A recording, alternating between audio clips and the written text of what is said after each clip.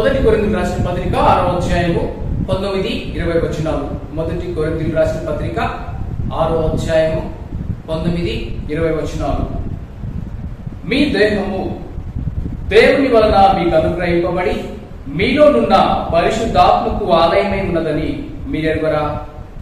మీరు మీ సొత్తు కాదు, విలువ పెట్టి కొనబడిన వారు కనుక మీ దేహముతో దేవుని మహిమపరచుడి.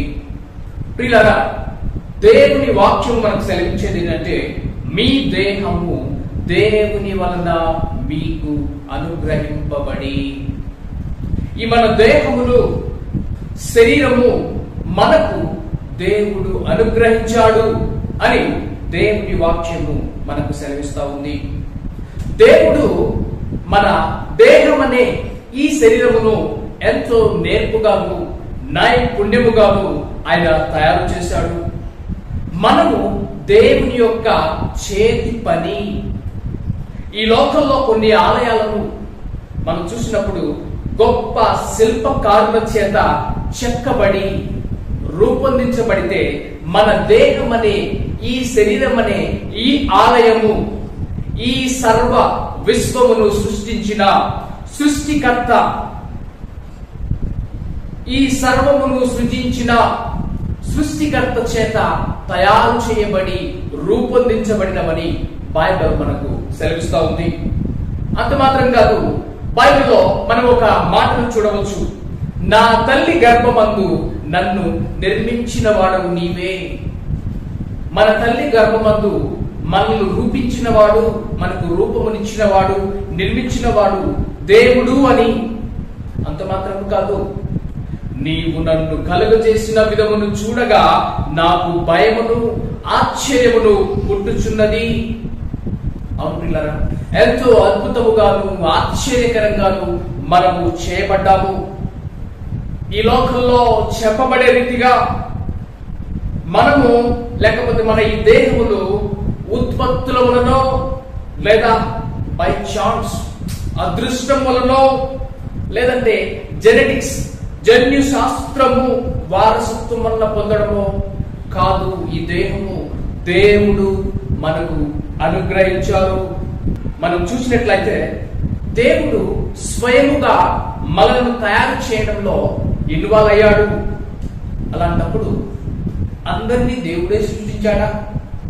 ఈ లోకంలో దేహములు సరిగా లేకుండా అంచే గుంటివారిగాను గుడ్డివారిగాను ఉండడాన్ని మనం చూస్తాము. అప్పుడు వారిని కూడా దేవుడే తయారు చేశాడా? పుట్టుకతోనే శరీర భాగాలు సరిగా లేకుండా ఈ లోకంలో జన్మించిన వారు ఉంటారు. వారిని కూడా దేవుడే చేశారా అనే విషయాన్ని మనం చూసినట్లయితే యోహాను సువార్త 9వ అధ్యాయము మొదటి 3 వచనాలు. యోహాను సువార్త 9వ అధ్యాయము మొదటి 3 వచనాలు. ఆయన మార్గమున పోవుచుండగా పుట్టి గుడ్డివాడైన ఒక మనుషుడు కనబడెను. ఆయన శిష్యులు, బోధకుడా, వీడు గుడ్డివాడై పుట్టుటకు ఎవడు పాపము చేసెను? వీడా, వీని కన్నవారా అని ఆయన అడుగగా, యేసు, వీడైనను వీని కన్నవారైనను పాపము చేయలేదు, కానీ దేవుని క్రియలు వీని యందు ప్రత్యక్షపరచబడుటకే వీడు గుడ్డివాడిగా పుట్టెను. వీడు గుడ్డివాడిగా పుట్టాడు. ఎందుకనట? దేవుని క్రియలు ఆ వ్యక్తి వలన ప్రత్యక్షపరచబడుటకే. అంటే దేవుడు ప్రతి ఒక్కరిని ఒక్కొక్క ఉద్దేశముతో ఆయన ప్రణాళికలో భాగముగా తయారు చేశారు అన్నట్టుగా మనం చూస్తాము. కాబట్టి విశ్వాసము కన్నులతో మనము చూడాలి. విశ్వాసంతో మనము నమ్మాలి.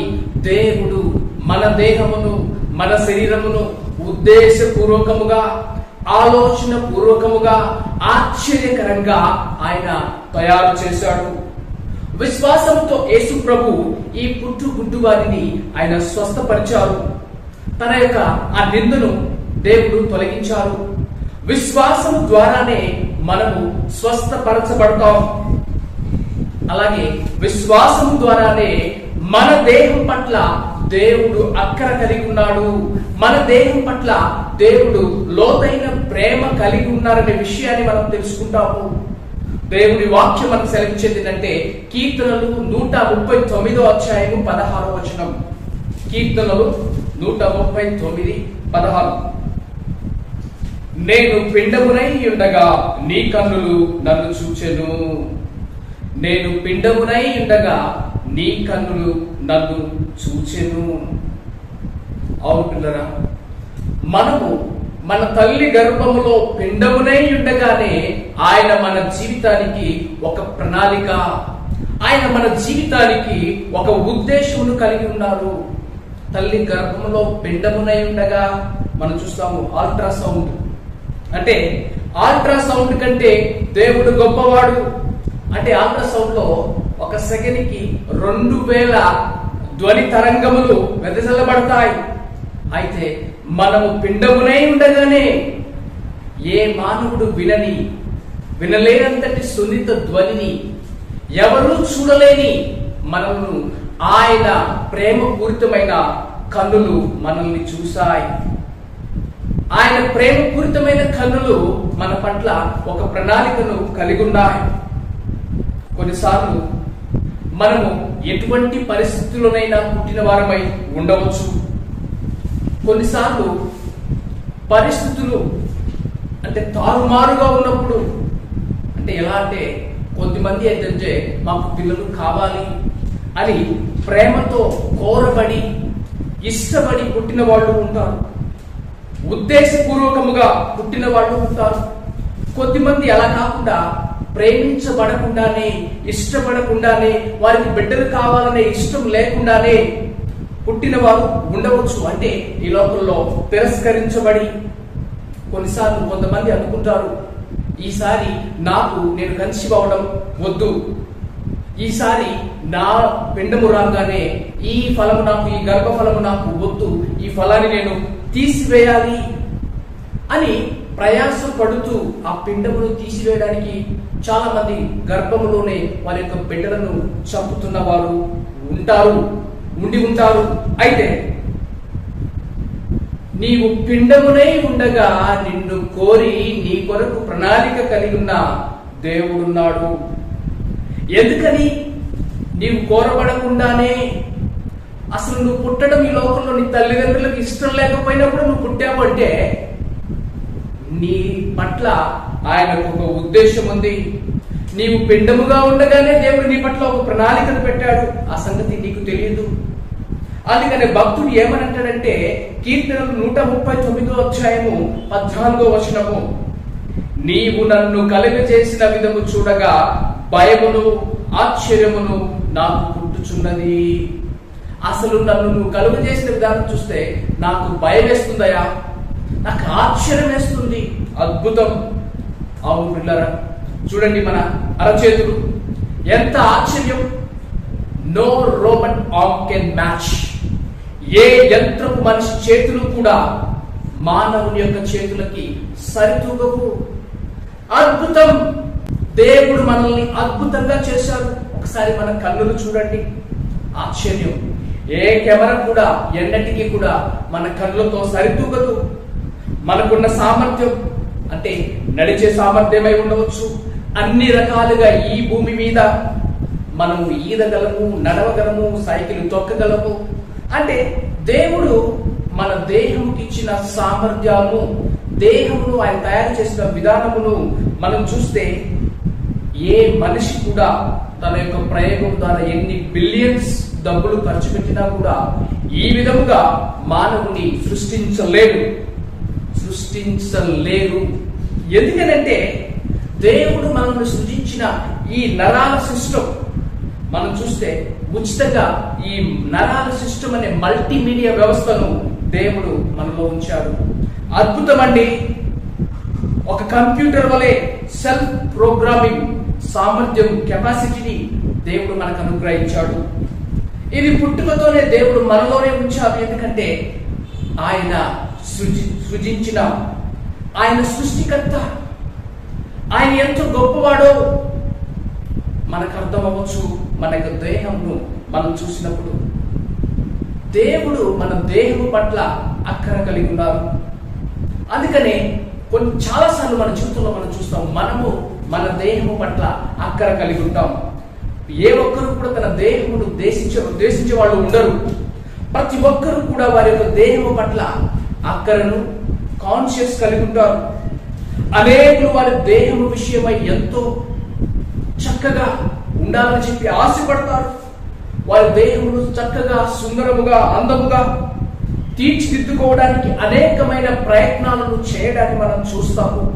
ఈ రోజుల్లో మన కళ్ళ ముందే లావుగా ఉన్నవాడు తగ్గాలని చెప్పి, పొట్ట తగ్గాలని, జుట్టు పెరగాలని, స్లిమ్గా అవ్వాలని, కండలు పెంచుకోవాలని, అందంగా కనిపించాలని అనేకులు తహతహలాడడాన్ని మనము చూస్తాము. అంటే ఎందుకని? నా దేహం చక్కగా ఉండాలి. లేకపోతే కొంతమంది నా దేహము నా ఇష్టం, నా శరీరము నా ఇష్టం, నేను ఇలా ఉండాలి, నేను అలా ఉండాలి, అంతేకాదు నేను ఇలా ఉన్నాను, నేను అలా ఉన్నాను అని తలుస్తూ ఉంటారు. అయితే మన శరీర ఆరోగ్యం కొరకైన అక్కర ఎంత కలిగి ఉంటామో మనకు తెలుసు. అయితే ఎంత కలిగి ఉంటామంటే, కొంచెం కొవ్వు పెరిగిందంటే, కొలెస్ట్రాల్ పెరిగిందంటే అది తగ్గాలని ఆశపడతాం. కొంచెం కారం తగ్గించుకోవాలని, లేకపోతే కూరగాయలు తినాలని, ఇలా అనేక విధాలుగా మనం మన దేహం పట్ల అక్కర కలిగి ఉంటాం. అయితే దేవుని నమ్మిన దేవుని బిడ్డలు, క్రైస్తవులు, క్రీస్తు ప్రభును అంగీకరించిన మనము మన దేహము పట్ల మన వైఖరి మారాలి. మొదటిగా మనం తెలుసుకోవాల్సింది ఏంటంటే, ఈ దేహము దేవుడు మనలను ప్రేమించి మనకు అనుగ్రహించారు. ఈ దేహము మనకు అనుగ్రహించింది దేవుడు అనే విషయాన్ని మనం అర్థం చేసుకోవాలి. అందుకని ఒక పాట ఉంటుంది, నీ దేహము దేవునిది, శుద్ధాత్మకు నిలయమది. నీ దేహము దేవునిది, శుద్ధాత్మకు నిలయమది. ప్రభు కర్పణ చేయనిదే పడగొట్టును అపవాది. నీ హృదయము ప్రభుకిమ్ము, ప్రభు జీవము నీదగును. యేసుక్రీస్తు నిన్ను పిలచెనుగా,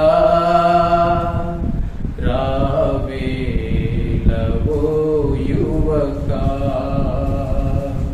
రావేల ఓ యువతి. ఈ దేహమును, మన దేహములను మనకు అనుగ్రహించింది దేవుడు. అయితే మనకు దేహమును అనుగ్రహించిన దేవునినే మనము వెతికితే, బైబిల్ మనకు సెలవిచ్చేది ఏంటంటే, ఆయన రాజ్యమును, ఆయన నీతిని మొదట వెతుకుడి, అప్పుడు మీకు సమస్తము అనుగ్రహించబడుతుంది. అంటే మనకు దేహమును దేవుడు అనుగ్రహించాడు కదా. దేహాన్ని ఆయన అనుగ్రహించినప్పుడు ఈ దేహానికి ఏం కావాలి? ఏమి తినాలి, ఏమి త్రాగాలి? దేహానికి కావాల్సింది ఏంటి? తిండి, నీరు, వస్త్రం. దేవుడు చెప్పారు కదా, వీటి గురించి నువ్వు చింతించొద్దు, కానీ నువ్వేం చేయాలి? నా రాజ్యాన్ని, నా నీతిని వెతకాలి.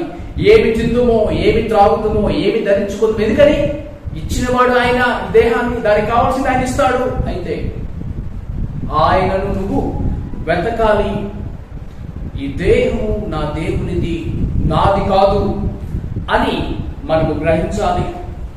ఎప్పుడైతే ఈ శరీరము నాది కాదు, నాకు దేవుడు అనుగ్రహించాడు అనే గ్రహింపు మనము కలిగి ఉంటామో, ఎప్పుడైతే మనం ఎరుగుతామో, మన దేహములు ఆశీర్వాదకరముగాను మారిపోతాయి.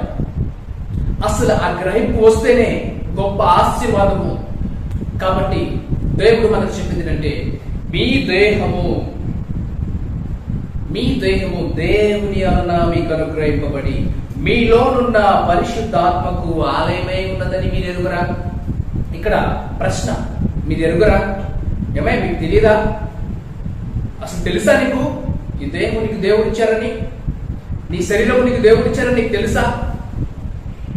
కొంతమంది ఇచ్చారండి తెలుసండి, కానీ ఇక్కడ అడిగే ప్రశ్న ఏంటంటే మీరెరుగరా అంటే అలాంటి గ్రహింపు నీకు ఉందా? అసలు అలాంటి తెలివి నీకు ఉందా? అసలు అటువంటి జ్ఞానం నీకు ఉందా?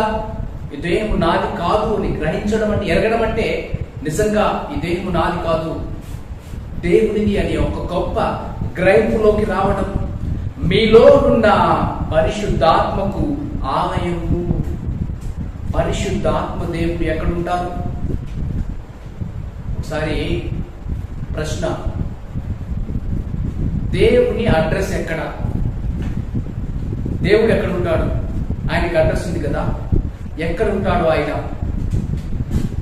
అంటే బైబిల్ మనకు చెప్పేది ఏంటంటే దేవుని యొక్క అడ్రస్ ఎక్కడట?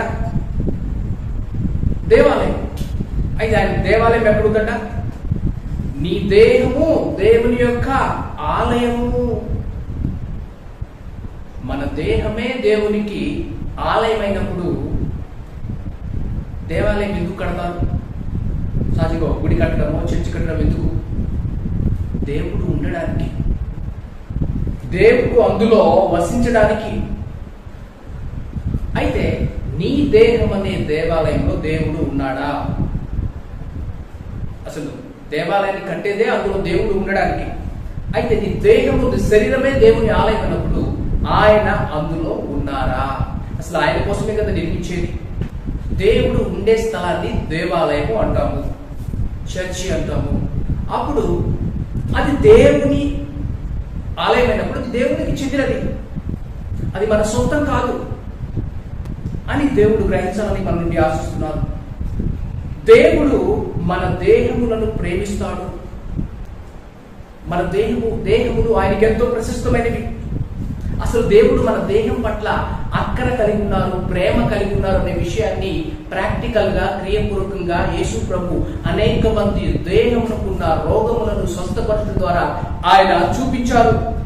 అనేకులను ఆయన స్వస్థపరిచారు. ఇక్కడ బైబిల్ మనకు సెలవించేది ఏంటంటే మీలో ఉన్న పరిశుద్ధాత్మకు ఇల్లు అని చెప్పలేదు, లేకపోతే మీలో ఉన్న పరిశుద్ధాత్మకు నివాస స్థలము అని చెప్పబడలేదు. కానీ మీలో ఉన్న పరిశుద్ధాత్మకు ఆలయము. ఆలయం అంటే ఎలా పడతారా ఉండొచ్చా? గుడి ఎలా పడితే అలా ఉండొచ్చా? ఎవరు ఒప్పుకుంటారా? చర్చి ఎలా పడితే అలా ఉంటే ఎవరు ఒప్పుకుంటారా? మసీద్ అయినా సరే దేవుడు ఉండే స్థలము ఎలా పడితే అలా ఉంటే ఒప్పుకుంటారా? ఆలయము పరిశుద్ధంగా ఉండాలి, పరిశుద్ధ స్థలమై ఉండాలి. అక్కడ దేవునికి ఆరాధన అనేది ఉండాలి, అక్కడ దేవుణ్ణి గౌరవించడం అనేది ఉండాలి, దేవునికి ఘనత ఇవ్వడానికి ప్రదేశం అది. అయితే నీలో ఉన్న పరిశుద్ధాత్మను నువ్వు గౌరవిస్తున్నావా? నీలో ఉన్న పరిశుద్ధాత్మను నువ్వు దుఃఖపెడుతున్నావా? ఆయన పేరట పరిశుద్ధాత్మ. అంటే పరిశుద్ధత లేకుండా పరిశుద్ధాత్మ దేవుడు ఉంటాడా? పరిశుద్ధత అనేది ఉండాలి, లేదంటే మనము దేవుణ్ణి దుఃఖపెట్టిన వారం అవుతాం. అపోస్తలుడైన పౌలు గారు కొరింథీ సంఘానికి రాస్తూ వారిని హెచ్చరిస్తున్నాడు. జారత్వము నుండి పారిపోమ్మని చెబుతూ మీ దేహము దేవుని యొక్క ఆలయమని ఆయన హెచ్చరించాడు. పాపము నుండి పారిపోమని చెబుతున్నాడు. అవును ప్రియులారా, తండ్రి అయిన దేవుడు మన దేహమునకు సృష్టికర్త అయితే, కుమారుడైన దేవుడు మన దేహములను విమోచించాడు. అయితే పరిశుద్ధాత్మ దేవుడు మన దేహములో నివసిస్తారు. పరిశుద్ధాత్మ దేవుడు మనలో నివసిస్తారు. ఎవరిలో నివసిస్తాడు? ఎవరైతే యేసుక్రీస్తును ప్రభువుగా అంగీకరిస్తారో, ఎవరైతే యేసు ప్రభువుకు చెందిన వారే ఉంటారో వారిలో పరిశుద్ధాత్మ దేవుడు వసిస్తాడు. ఎవరైతే యేసుక్రీస్తు ప్రభువుకు చెందిన వారు కారో వారిలో పరిశుద్ధాత్మ దేవుడు వసించడు. అయితే మన దేహములకు మనం చేసే గొప్ప కార్యం ఏంటంటే వాటిని దేవుని ఆత్మకు ఆలయముగా చేయడమే. అయితే మనం ఎలా చేస్తాం? యేసు ప్రభువునందు విశ్వాసం ఉంచడం ద్వారా, ఎవరు యేసు ప్రభువునందు విశ్వాసం ఉంచినా కూడా, ఒక హిందువైనా, ఒక ముస్లిం అయినా, యూదుడైనా, బౌద్ధుడైనా, ఎవరైనా సరే యేసు ప్రభువునందు విశ్వాసం ఉంచిన ఏ దేశస్థుడైనా సరే తను దేవునికి ఆలయముగా మారగలడు. దాసులైనను, స్వతంత్రులైనను, నామకార్థ క్రైస్తవులైనను, క్రైస్తవ కుటుంబంలో జన్మించిన వారైనను ఎవరైనా సరే యేసు ప్రభువునందు విశ్వాసం ఉంచుకుంటే దేవుని ఆలయముగా వారి దేహములు మారే అవకాశం లేదు. అయితే ఎవరైనప్పటికీ కూడా యేసుక్రీస్తునందు విశ్వాసం ఉంచితే ఆ క్షణమే పరిశుద్ధాత్మ దేవుడు నివసించడానికి వారిలోకి వస్తారు. అంటే యేసుక్రీస్తును ప్రభువుగా అంగీకరించడం, యజమానిగా అంగీకరించడం, అంటే ఆయనకు లోబడడం. ఆయనకు లోబడకపోతే పరిశుద్ధాత్మ దేవుడు ఉండడు. దేవుని మాటకు ఎందరైతే విధేయత చూపిస్తారో వారికి అనుగ్రహించబడిన దేవుని ఆత్మ అని బైబిల్ సెలవిస్తా ఉంది. అంత మాత్రము కాదు, బైబిల్ మనకు చెప్పింది అంటే మనము కుమారుడైనందున అబ్బా తండ్రి అని మనం మొరపెడుతున్నాము. దేవుని ఆత్మ మన ఆత్మతో సాక్ష్యం చెప్తాడు మనము దేవుని బిడ్డలమని. అందుకనే మనం ప్రార్థన చేసేటప్పుడు తండ్రి, నాయన అని మనం మొరపెడతాం.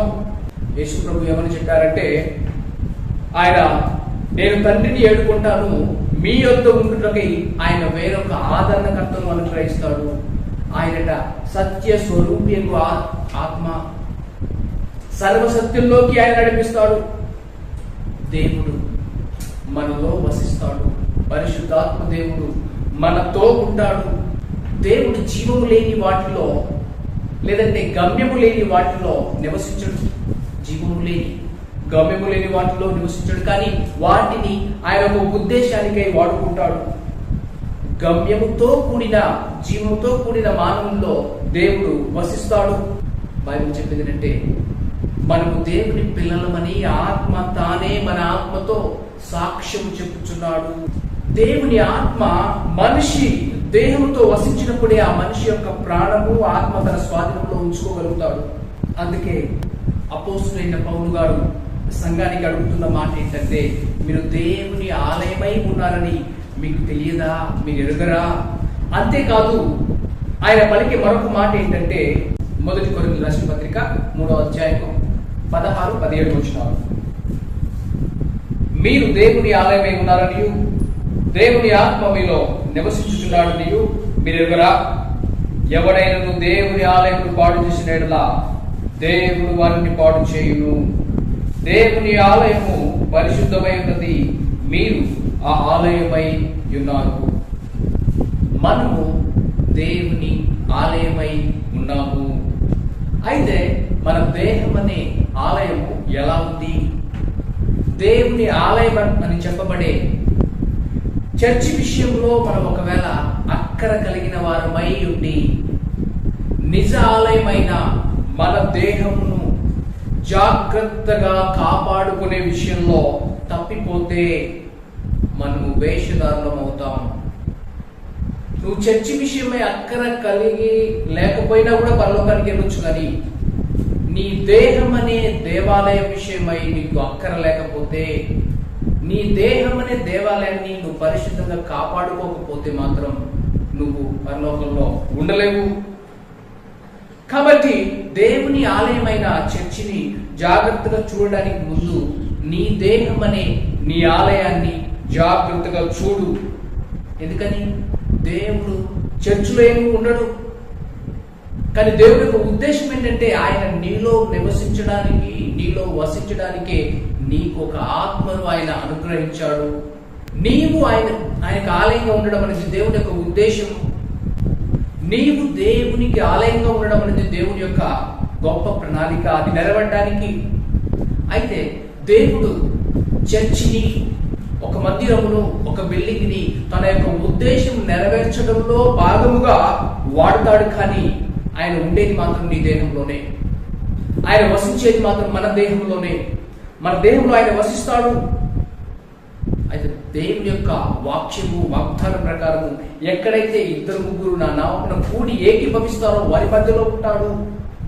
ఒక చోట 2-3 దానికంటే ఎక్కువగా మనం ఎక్కువ మందిగా కూడి ఈ విధముగా ఆరాధించుతున్నప్పుడు దేవుడు మధ్యలో ఆయన ఉంటారని చెప్పారు. అయితే ఇలాగ కూడుకోవడం అనేది వారంలో 1 రోజో లేకపోతే 3 సార్లు అయి ఉండవచ్చు. అయితే ఎప్పుడు ఎల్లప్పుడూ నీలోనే ఆయన వసించాలని ఆశపడుతున్నాడు. అందుకని మన దేహం అనే ఈ శరీరాన్ని మనము కాపాడుకోవాలి. ఒక మాట ఉంటుంది, cleanliness is next to godliness. మనం భక్తిపరుడుగా ఉండాలంటే దానికి మన భక్తిపరుడుగా ఉన్నామా లేదా దానికి నెక్స్ట్ మన కంటికి కనిపించే ప్రాక్టికల్ ఏంటంటే క్లీన్లీనెస్ అనేది పరిశుభ్రంగా ఉండడానికి, అన్ని చక్కగా పెట్టుకోవడానికి ఇష్టపడతాం. దైవ భక్తి ఉంటే అక్కడ ఖచ్చితంగా శుభ్రత అనేది ఉంటుంది. కాబట్టి మన దేహాన్ని పాడు చేయు వాటి విషయమై మనం జాగ్రత్త పడాలి. కొంతమంది ఆలోచిస్తారు ఏంటంటే, మేము ఆరాధించడానికి చర్చికి వెళ్ళాలి, మందిరానికి వెళ్ళాలి, ఆరాధన చేయడానికి. అవును, వెళ్ళాలి. కానీ ఒకటి ఎప్పుడు గుర్తుపెట్టుకో, దేవుడు నీలో ఉండడానికి ఇష్టపడుతున్నాడు. ఆయనను ఆరాధించడానికి, స్తుతించడానికి మందిరము, ఆయన ఆరాధించడానికి స్తుతించిన మందిరం అవసరం అనుకుంటే మన అనుదిన ఆరాధన విషయమై ఏమిటి? చర్చిలో నువ్వు ఒక ఆదివారమే గుంపుడుతావు, అయితే చర్చి నాకు అవసరం లేదంటారా? చర్చి మనకు అవసరం లేదు అని నేను చెప్పట్లేదు. చర్చి ఉంటేనే ఆరాధిస్తాను, లేకుంటే ఆరాధించాలనుకోవడం అనేది మన పొరపాటు. చర్చికి వెళ్తేనే నేను దేవుణ్ణి ఆరాధిస్తా, చర్చిలో ఉన్నప్పుడే ఆరాధిస్తా, మిగతా టైంలో నేను ఆరాధించను అనడం అనేది మన వేషధారితనము. ఎందుకని దేవుడు మనకు చెప్పేది ఏంటంటే, మీరే నాకు ఆలయమై ఉన్నారు.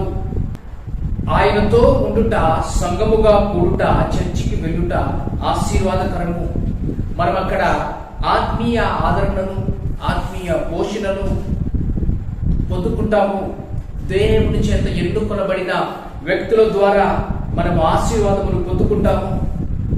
అయితే ఆయన ఎప్పుడు నన్ను విడవకూడదు, ఎడబాయకూడదు, సదాకాలం దేవుడు నాతోనే ఉండాలి, నన్ను దీవించాలి, నన్ను ఆశీర్వదించాలి, నా పక్షాన ఉండాలి, నాలో ఉండాలని ఆశించే నీతో దేవుడు ఎప్పుడు ఎల్లప్పుడూ ఉండినట్లుగా, ఆయన దుఃఖపరచకుండా, ఆయన బాధ పెట్టకుండా పరిశుద్ధాత్మ దేవుడు వసించే ఆలయముగా నీవు ఉన్నావా? ప్రియులారా, క్రైస్తవులుగా మన దేహమును దేవుని యొక్క ఆలయమైనప్పుడు సహజంగా ఆలయాలు, విగ్రహ ఆరాధన లేదంటే విగ్రహాభికులు దేవుని ఆలయానికి ఎందుకు వెళ్తారు? దేవుని చూడడానికి వెళ్తారు. అప్పుడు మనుషులు దేవుని ఆలయంలోనికి, దేవుని చూడడానికి వెళ్ళినప్పుడు నీలో దేవుడు ఉంటే మనుషులు ఆ దేవుణ్ణి చూడాలి. మనలో దేవుడు ఉంటే మనలో దేవుణ్ణి మనుషులు చూడాలి. గుడికి వెళ్ళినప్పుడు ప్రజలు ఆ గుడిలో దేవుని ఎలాగైతే చూస్తారో, మనల్ని చూసినప్పుడు ప్రజలు మనలో ఉన్న దేవుణ్ణి చూడాలి. అది దేవుని యొక్క ఉద్దేశము. గుడికి, ఆలయానికి ఎందుకు వెళ్తారు ప్రజలు అంటే వారి యొక్క అవసరత కొరకు, ఆశీర్వాదం కొరకు. అలాగే మన దగ్గర కూడా ఆ విధంగా మనుషులు రాగలగాలి. దేవుని యొక్క ఉద్దేశం అది. యేసు ప్రభువును నమ్ముకున్న శిష్యుల జీవితంలో అది జరిగింది. యేసు ప్రభువును ఆరాధించి యేసు ప్రభు గురించి జీవించిన అనేక మంది భక్తుల జీవితంలో అది జరిగింది. దేవుడు మన నుండి ఆశించేది కూడా అదే. ప్రజలు, క్రైస్తవులమైన మనము దేవుని ఆత్మ కలిగి ఉన్న, పరిశుద్ధ ఆత్మను కలిగి ఉన్న మన దగ్గర జ్ఞానం కొరకు, నడిపింపు కొరకు, దేవుని యొక్క మాట కొరకు, స్వస్థత కొరకు, ప్రోత్సాహం కొరకు రాగలగాలి. దేవుడిచ్చే ఆదరణ కొరకు మన దగ్గరికి రాగలగాలి. అంటే మన దగ్గర ఏదో ఉందని కాదు. ఎండి బంగారంలో మా యొక్క లేదు, కానీ నా దగ్గర ఏముందో మీకు ఇస్తాము అంటే దేవుని యొక్క ఆత్మ ద్వారా, పరిశుద్ధ ఆత్మ ద్వారా, ఆయన శక్తిని, ఆయన శక్తి ద్వారా ఆయన ఇచ్చే కృపలను, ఆదరణను, స్వస్థతను మనం ఇతరులకు విడుదలను ఇచ్చేవారముగా మారాలనేది దేవుని యొక్క ఉద్దేశము. అయితే మన దేహము పాపము చేయడానికి, మన దేహములను మనం శుభ్రంగా ఉంచుకోకుండా ఉంటే మాత్రము ఈ కార్యములు జరగవు. పరిశుద్ధత ఉన్న చోటే పరిశుద్ధాత్ముడు ఉంటాడు. పరిశుద్ధాత్ముడు ఉన్న చోట పరిశుద్ధాత్మ కార్యములు జరుగుతాయి. పరిశుద్ధాత్మ ఫలములు, పరిశుద్ధాత్మ వరములు కుమ్మరించబడతాయి. కాబట్టి ప్రేమ, సంతోషం, సమాధానం, దీర్ఘశాంతం, దయాలుత్వం, ఆదరణ, శక్తి, బలము, ఇవన్నీ దేవుడు తన బిడ్డల ద్వారా అనుగ్రహిస్తాడు. తన బిడ్డలకు అనుగ్రహిస్తాడు. తన బిడ్డల్లో ఆయన వసిస్తాడు. అంత మాత్రం కాదు, బైబిల్ మనకు చదివించేది ఏంటంటే మీరు మీ సొత్తు కారు. మనం చూసాము, మీ దేహము దేవుని వల్ల మీకు అనుగ్రహింపబడి మీలో ఉన్న పరిశుద్ధాత్మకు ఆలయమై ఉన్నదని మీరు ఎరుగరా? మీరు మీ సొత్తు కారు. ఎందుకు మనం మన సొత్తు కాదంటే దేవుడు మనల్ని సృజించాడు. అంత మాత్రం కాదు, దేవుని యొక్క నిత్య నిబంధన ఏంటంటే ఆయన మనలను విమోచించాడు. న్యాయ ప్రకారము పాపం మనలో వచ్చు జీతము మరణము, మరణాన్ని యేసు ప్రభు సంధించారు. మరణాన్ని ఆయన సంధించి మన దేహమును పునరుద్ధరించబడడానికి పాపములకు విరుడుగా ఆయన రక్తాన్ని ఆయన చిందించారు. మనల్ని బలమెచ్చి ఆయన రక్తం ఇచ్చి కొన్నారు. కాబట్టి మన దేహంలో మన సొంతము కాదు. అసలు మన దేహములు మన సొంతము కాదు అనే గ్రహింపు మనకు వస్తే మన దేహములను మనం చూసుకునే విధానము మారిపోతుంది. మన దేహం పట్ల మన వైఖరి మారిపోతుంది. నాది నా ఇష్టం అనుకోవడానికి లేదు. సహజంగా మన వస్తువులు వాడేటప్పుడు పర్లేదు, ఏమైనా పర్లేదు అనుకుంటాం. కానీ వేరే వాళ్ళ వస్తువులను మనం వాడుతున్నప్పుడు మనకు భయం ఉంటుంది, ఏదైనా అవుతుందేమోనని. కాబట్టి నీ దేహం నీది కాదు, నీకు దేవుడు అనుగ్రహించాడు. అంటే చాలాసార్లు మనం అనుకునేది ఏంటంటే నా సొత్తు నా ఇష్టం. కానీ దేవుడు చెప్పేది అంటే మీరు నా సొత్తు, నీవు నీ సొత్తు కాదు. కాబట్టి ఆయన సొత్తు విషయమై మనము జాగ్రత్త కలిగి ఉండాలి. దేవుడు మన దేహములను సిలువలో కొన్నారు. సిలువలో ఆయన వెలను చెల్లించారు. ఆ వెల ఏంటంటే తన ఏకైక కుమారుడైన యేసు ప్రభువును మనకు అనుగ్రహించారు. మన కొరకు ఆయన అనుగ్రహించారు. బైబిల్ సెలవించేది ఏంటంటే దేవుడు లోకమును ఎంతో ప్రేమించారు, బాగా తన నిత్య కుమారుడిగా పుట్టిన వారి ఎంతో విశ్వాసం ఉంచు ప్రతివాడు నశింపక నిత్య జీవం పొందినట్టు మనకు అనుగ్రహించారు. యేసు ప్రభువును అనుగ్రహించారు మనం నిత్య జీవమును పొందుకోవడానికి. కాబట్టి నీ దేహము ఆయనది, ఆయన సొత్తు అయినప్పుడు అది ఎక్కడికి వెళ్ళాలి, ఎక్కడికి వెళ్ళకూడదు అనేది ఆయన ఇష్టం. ఏమి చేయాలి, ఏమి చేయకూడదు అనేది ఆయన ఇష్టం. ఆయన ప్రకారం చేయాలి. అవును పిల్లరా, మరొక మాట ఏంటంటే మీరు మీ సొత్తు కాదు, విలువ పెట్టి కొనబడిన వారు కనుక మీ దేహముతో దేవుని మహిమపరచుడి. విలువ పెట్టి కొనబడిన వారు. ఏంటి ఆ విలువ? ఎఫెసీయులకు రాసిన పత్రిక 1వ అధ్యాయము 13-14 వచనాలు. ఎఫెసీయులకు రాసిన పత్రిక 1వ అధ్యాయము 13-14 వచనాలు. మీరు సత్యవాక్యమును అనగా మీ రక్షణ సువార్తను విని క్రీస్తునందు విశ్వాసం ఉంచి వాగ్దానం చేయబడిన ఆత్మచేత ముద్రించబడితిరి. దేవుని మహిమకు కీర్తి కలుగుటకై ఆయన సంపాదించుకున్న ప్రజలకు విమోచనము కలుగు నిమిత్తము ఈ ఆత్మ మన స్వాస్థ్యమును సంచకరువుగా ఉన్నాడు. ఆయన సంపాదించుకున్న సొత్తైన ప్రజలకు స్వరక్తమిచ్చి సంపాదించాడు. బైబిల్ మనకు సెలవించేది దేవుడు ఆయన సొంత రక్తం ఇచ్చి మనల్ని కొన్నారు. అపోస్తలుల కార్యములు 20వ అధ్యాయం 28వ వచనం.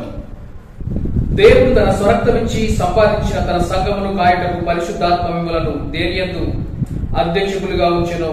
ఆ యావత్తు యందును గూర్చి మీ మట్టుకు మిమ్మల్ని గూర్చి జాగ్రత్తగా ఉండుడి. ఇక్కడ దేవుని వాక్యం మనకు సెలవించేది అంటే దేవుడు తన స్వరక్తం ఇచ్చి సంపాదించిన తన సంఘము, దేవుని బిడ్డలు, విశ్వాసులు, క్రైస్తవులు ఎవరంటే దేవుని యొక్క స్వరక్తం ఇచ్చి సంపాదించిన యేసు ప్రభు తన సొంత రక్తం ఇచ్చి సంపాదించారు. కాబట్టి మనము మన సొత్తు కాదు, మనము ఆయన సొత్తు.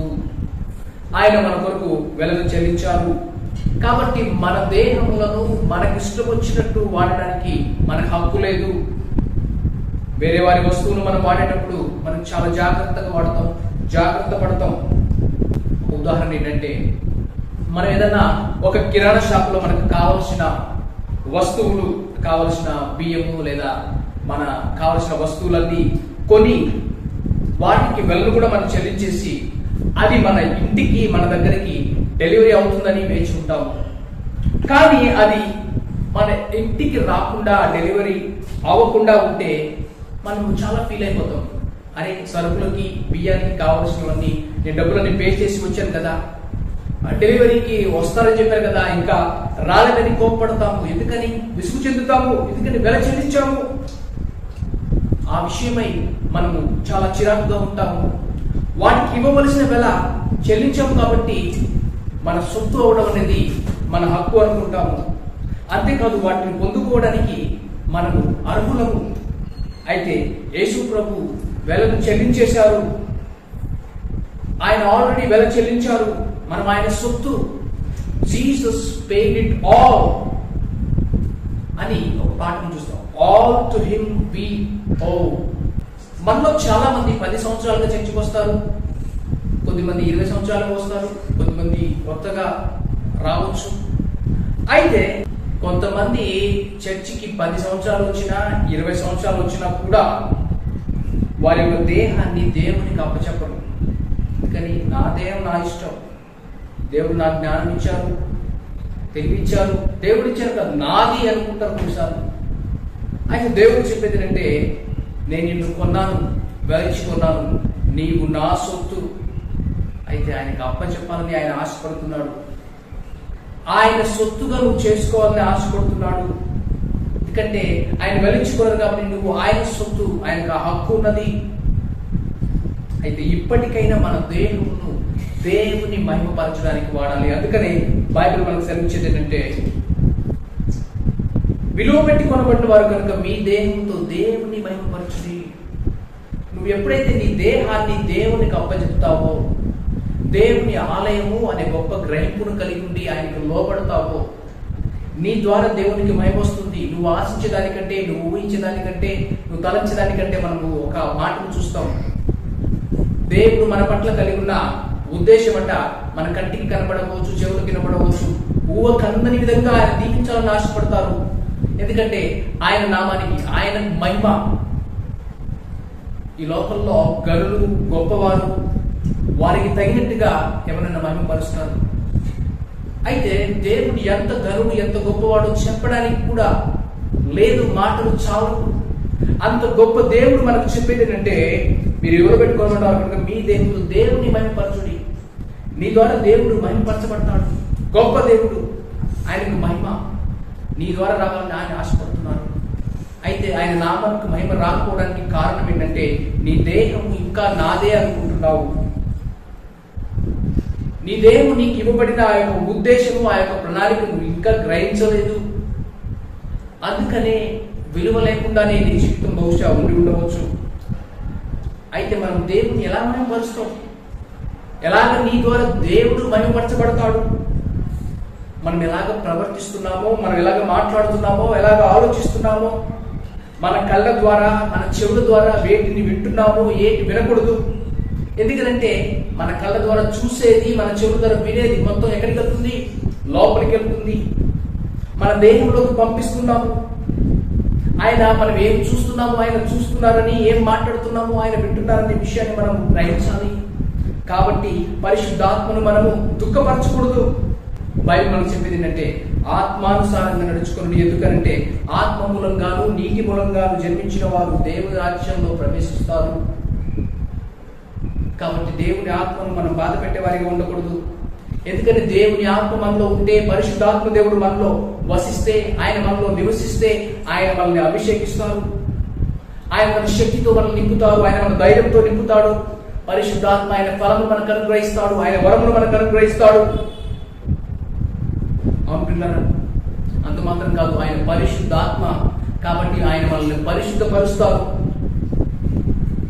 మనల్ని ఆయన్ను ఆరాధించేవారిగా, ఆయన సేవించేవారిగా, ఆయనను ప్రేమించేవారిగా ఆయన చేస్తాడు. బైబిల్ మనకు చెప్పేది ఏంటంటే, పరిశుద్ధాత్మ యందలి ఆనందమును ఆయన ఇస్తాడు. మరొక మాట ఏంటంటే, పరిశుద్ధాత్మ దేవుడు మనకు వివేకమును, జ్ఞానాన్ని ఇస్తాడు. తద్వారా మనం దేవునికి మహిమపరుస్తాం. ఆయన మనలో ఉండటం బట్టి మన ద్వారా దేవునికి మహిమ వస్తుంది. లేగడల మహిమ వచ్చే అవకాశం లేదు. నేను ఒక యథార్థ సంఘటన చెప్పి ముగిస్తాను. ఒకసారి ఒక రాజుగారు మారువేషం వేసుకొని పుర వీధుల్లో నడుస్తూ ఉండగా, ఆయన రాజ్యంలో ఒక వీధుల్లో ఆయన నడుస్తూ ఉన్నాడట. ఒక భిక్షగాడు ఒక సత్రము అడుగు మీద కూర్చొని ఆయన దేవుణ్ణి తిడుతా ఉన్నాడట. దేవుని ఏమని తిడుతున్నాడంటే, దేవుడా నేనేం తప్పు చేశాను, నన్నెందుకు ఈ భిక్షగానిగా చేశావు, నన్నెందుకు ఇంత పేదవానిగా సృష్టించావు, చూడు ఆ రాజుగారు చూడు ఎంత ధనవంతుడు, ఆయనేమో అంత ధనవంతుడిగా సృష్టించావు, పలానా వ్యక్తినేమో అంత మంచిగా సృష్టించావు, పలానా వ్యక్తి ఏమో మంచి ధనవంతమైన కుటుంబంలో పుట్టాడు, నేనేంటి, నేనెందుకు ఈ కుటుంబంలో పుట్టాలి, నా జీవితం ఎందుకు, నేనెందుకు అంత పేదవాడిగా ఉన్నాను అని చెప్పి దేవుణ్ణి తిడుతూ ఉన్నాడట. అయితే ఈ మారు వేషంలో వేసుకొని వచ్చిన ఈ రాజుగారు ఆ దేవుణ్ణి తిడుతున్న వ్యక్తి దగ్గరికి వెళ్ళాడట. వెళ్ళి, ఏమయ్యా ఏమైంది, ఏమైంది అంటారు ఏంటండి, అందరూ బాగున్నారు, నా జీవితమే బాగలేదు, ఏమైంది, దేవుడు నన్ను అలా చేశారండి, ఆ భగవంతుడికి నా మీద జాలి లేదు, నా మీద దయ లేదు, నన్ను అలా చేసేసాడు అని చెప్తే, అవునయ్యా సరే నేను ఒక 1,00,000 రూపాయలు నీకు ఇస్తాను, నీ కాళ్ళు ఉన్నాయి కదా నాకు ఒక కాలు ఇస్తావా అని అడిగారు. ఏమడుగుతున్నానండి, 1,00,000 రూపాయలు ఇస్తే నాకు కాలు ఇచ్చేయాలా, నేను కాలు ఇచ్చేస్తే ఎలా బతికేది నేను, ఓ అలాగా సరే 10 లక్షలు ఇస్తారయా, ఈ 2 చేతులు ఇచ్చేస్తావా, నేను ఇవ్వనయా బాబు, నువ్వు నాకు 10 లక్షలు ఇచ్చినప్పుడు నా చేతులు ఇవ్వను, ఏమయ్యా నేను అడిగేది ఒక కాలు ఒక చెయ్యి, సరే ఇస్తావా, నేను 2 లక్షలు ఇస్తానంటే నేను ఇవ్వను. అప్పుడు ఆ రాజుగారు ఆ భిక్షగానితో, దేవుని తిడుతున్న వ్యక్తితో, 1,000,000 వరహాలు విలువ చేసే విలువైన కాళ్ళు చేతులు కళ్ళు దేవుడు నీకు ఇచ్చాడే, దేవుడు నిన్ను భిక్షగానిగా చేశాడా, నీకు దేవుడు ఇచ్చాడు ఈ దేహములు ఈ శరీరాన్ని, కళ్ళు కాళ్ళు చేతులు అన్నీ ఇస్తే నిన్ను దేవుడు బీదవానిగా చేసి నేను ఎవరు చెప్పాడు, నీ కాళ్ళు ఎంత విలువ చేస్తుంది, నీ చేతులు ఎంత విలువ చేస్తాయి, నీ కళ్ళు ఎంత విలువ చేస్తుంది తెలుసా, అంటే నిన్ను విలువైన వానిగా దేవుడు చేశాడు. అసలు దేవుడు నీకు ఏ కొదువ చెయ్యలేదు, అసలు దేవుడు నిన్ను భిక్షగానిగా పేదవానిగా సృజించాలని ఎవరు చెప్పాడయ్యా అని ప్రశ్నించాడట. మెదడులో 1000 కోట్ల విలువలు ఉన్న విద్యార్థులను కూడా భగవంతుడే సృష్టించాడు. కాబట్టి నువ్వు కొంచెం కష్టపడి కొంచెం కృషి చేసి ఏకాగ్రతతో నీకు దేవుడిచ్చిన అవయవాలను, నీకు దేవుడిచ్చిన కాళ్ళు చేతులను సరిగ్గా చక్కగా వాడుకుంటే నువ్వు రాజులా బతికొచ్చాయా. కానీ నీకు దేవుడిచ్చిన దేహాన్ని చక్కగా వాడుకోకుండా, నీ కాళ్ళు చేతులు చక్కగా, నీకు ఇచ్చిన జ్ఞానం చక్కగా వాడుకోకుండా వీళ్ళ మీద వాళ్ళ మీద ఏడుస్తూ అలాగే ఉంటే పెద్ద ఇంకా చాలా మంది మీద అర్థం లేకుండా నీవు అలా సడుగుతూ గొడుగుతూ ఉంటావయా. కాబట్టి అర్థం లేని నమ్మకాలను పెంచుకుంటూ నువ్వు ఇలాగే భిక్షగాడిగానో పేదగాడిగా ఉండడము దేవుని యొక్క ఉద్దేశం కాదు. దేవుడు నీకు ఇచ్చిన అవయవాలను చక్కగా వాడుకో అని చెప్పారట. అవును, ఈ దేహము మనకు దేవుడు అనుగ్రహించిన బహుమానము. ఈ దేహము దేవుడు నీకు ఇచ్చారు. అయితే దేవుడి సొత్తైన జనాంగము, మనం ఆయన సొత్తు, మన దేహము ఆయనది. అయితే ఈ దేహము ఆయన మహిమ కొరకు వాడుదామా, లేదా ఆ భిక్షగాని వలె దేవుడు మనకి ఇచ్చిన దేహాన్ని చక్కగా వాడకుండా మనకి ఇష్టం వచ్చినట్టు వాటిని పాడు చేసుకొని ఆ భిక్షగాని వలె దేవునికి మహిమ పరచకుండా దేవుని నామానికి అవమానకరంగా ఉంటామా? అది మన చేతిలో. కానీ దేవుని యొక్క ఉద్దేశం మన పట్ల ఏంటంటే మన దేహం ద్వారా, మన జీవితం ద్వారా ఆయన నామమునకు మహిమ రావాలనేదే దేవుని యొక్క ఉద్దేశం. ఇంకా ఒకవేళ దేవుని నామం నీ ద్వారా మహిమపరచబడకుండా అవమానపరచబడుతున్నట్లయితే నువ్వు పరీక్షించుకో. నీ దేహం ఎలా ఉంది? పరిశుద్ధంగా ఉన్నదా? దేహం అనే దేవుని యొక్క ఆలయం ఎలా ఉన్నదో పరీక్షించుకుని, ఆయన సొత్తు కాబట్టి ఒకరోజు నువ్వు ఆయనకు అప్పచెప్పాల్సి ఉంది. కాబట్టి దాని విషయమై దేవుడు నీకు ఇచ్చిన విలువను గ్రహించి, నీకెంతో విలువైన దేహాన్ని ఇస్తే ఆ యొక్క విలువ అర్థం కాక ఇంకా నువ్వు దేవుని యొక్క ప్రేమను అర్థం చేసుకోకుండా ఉంటే ఈనాడు దేవుడు నిన్ను ప్రేమిస్తున్నాడు. నిన్ను ప్రేమించే నీకు అన్ని ఇచ్చాడు. సకలము ఆయన ఇచ్చాడు. నీ దేహంలో ప్రతి భాగము ఆయన ఇచ్చాడు. ఇచ్చిన వాటిలో తృప్తి చెందుతూ సంతోషిస్తూ ఆయన స్తుతిస్తూ నీ దేహాన్ని ఇచ్చిన ఆయనను వెతుకు. అదే ఆయన చెప్పింది. మొదటిగా ఆయన రాజ్యాన్ని, ఆయన నీతిని వెతుకు, సమస్తం అనుగ్రహిస్తాడు. దేహాన్ని అనుగ్రహించిన ఆయన ఆ దేహానికి కావాల్సిన ఇవ్వరా?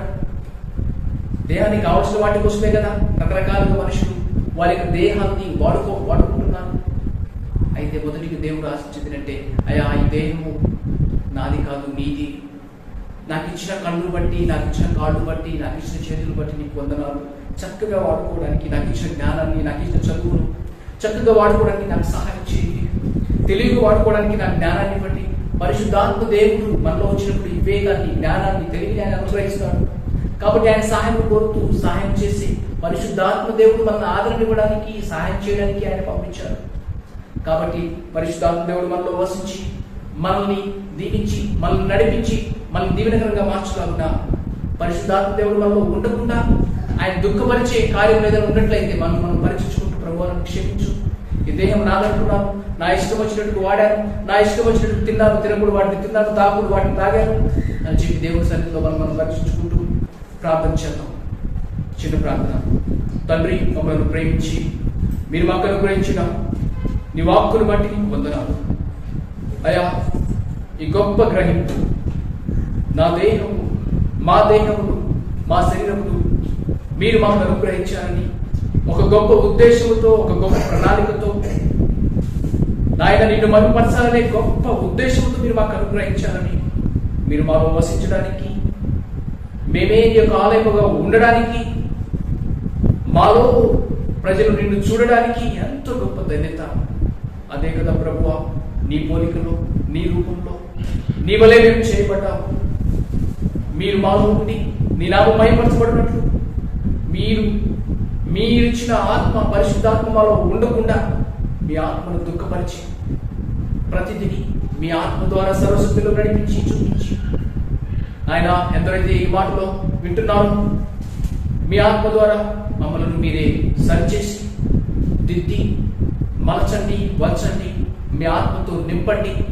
నీ నామమునకు ఒక్కొక్కరి జీవితం ద్వారా మహిమ తీసుకురమ్మని యేసు నామమున ప్రార్థించి వేడుకొంచున్నాము తండ్రి. ఆమేన్.